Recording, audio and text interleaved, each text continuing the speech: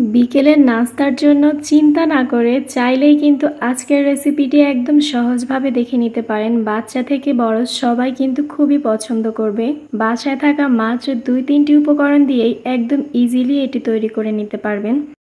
নাস্তাটি দেখতে যেমন লোভনীয়, খেতেও কিন্তু অসাধারণ। চাইলে ট্রাই করতে পারেন। একটি মিক্সিং বলে নিয়ে নিচ্ছি এখানে 1 কাপ পরিমাণ ময়দা, স্বাদ মতো লবণ দিয়ে দিচ্ছি আর কিছু রান্নার তেল দিয়ে খুব ভালোভাবে মেখে নিচ্ছি। এরপর নর্মাল পানি দিয়ে একদম শক্তও না নরমও না এরকম একটি ডো তৈরি করে নিব। অবশ্যই কিন্তু এই ডোটি একদম নরম বা শক্ত করা যাবে না। একটি মাত্র সেদ্ধ আলু খুব ভালোভাবে গ্রেট করে নিয়েছি আর দিয়ে দিচ্ছি এখানে পেঁয়াজ, কাঁচামরিচ, পরিমাণ মতো লবণ, একটুখানি ধনিয়া পাতাও অ্যাড করেছি, থাকলে দিতে পারেন। লাল মরিচের গুঁড়ো 1/2 চা চামচ, চাট মশলা 1 চা চামচ আর দিয়ে দিচ্ছি এখানে ভাজা জিরে গুঁড়ো।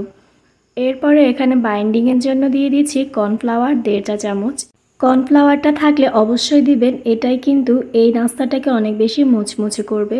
এরপরে এখানে লেচি কেটে নিচ্ছি 2টা। আপনাদের যদি এর থেকেও বেশি ডো হয় ওই রকম করে রুটিটা বেলে নেবেন। খুবই পাতলা করে 2টা রুটি বেলে নিব আমি। দেখতেই পাচ্ছেন রুটির পুরুত্বটা কিন্তু ঠিক এরকম হয়েছে। একটা রুটির ওপরে পুরটা খুব ভালোভাবে পাতলা করে মেখে নিচ্ছি। ঠিক আমি যেভাবে দেখিয়ে দিচ্ছি আমার প্রত্যেকটা টিপস ফলো করবেন। এরপরে আরেকটা রুটি ঠিক এভাবে উপরে দিয়ে হালকা হাতে বেলে নেব, খুব বেশি চাপাচাপি করা যাবে না। এরপরে একটি নাইফের সাহায্যে খুব ভালোভাবে এরকম করে আস্তে আস্তে করে কেটে নিতে হবে, যেহেতু রুটিটা কাঁচা আছে। এরপর একটা পাশ থেকে ঘুরিয়ে ঘুরিয়ে ঠিক একইভাবে উপরের দিকে উঠিয়ে আনবেন। আপনারা নিশ্চয়ই স্ক্রিনে দেখে বুঝতে পারছেন। এরপর একটা হাত দিয়ে ঠিক এভাবে চেপে দিলেই খুব সুন্দর একটা শেপ চলে আসবে।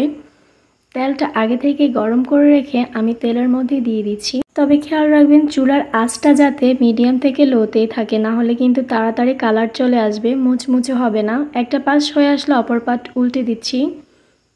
নাস্তাটা আমার পুরোপুরি ভাজা হয়ে গিয়েছে, দেখতেই পাচ্ছেন মাশাআল্লাহ যেমন কালার এসেছে, খেতেও কিন্তু অসাধারণ। আপনারা যদি ট্রাই না করেন কখনোই বুঝতে পারবেন না।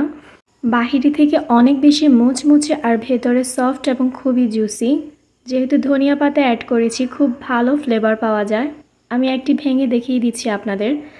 বাসায় যদি তাড়াহুড়ো করে বাচ্চাদের কিছু বানিয়ে দিতে চান তাহলে কিন্তু সহজে রেসিপিটি ট্রাই করতে পারেন। রেসিপিটি ভালো লাগলে অবশ্যই আমার চ্যানেলটি সাবস্ক্রাইব করতে ভুলবেন না। চাইলে কিন্তু ফেসবুক পেজটিও ফলো করতে পারেন।